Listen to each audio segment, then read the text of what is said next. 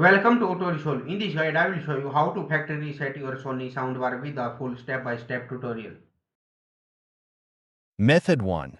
Using the soundbar buttons. Step 1. Turn on your Sony soundbar. Step 2. Locate the volume down button on the soundbar itself. Step 3.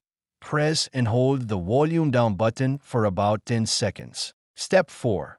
Release the button when the indicator light blinks or the display shows INIT. Step 5. Wait for the soundbar to restart automatically. Your soundbar is now reset to factory settings. Method 2. Using the remote control. Step 1. Turn on your soundbar. Step 2.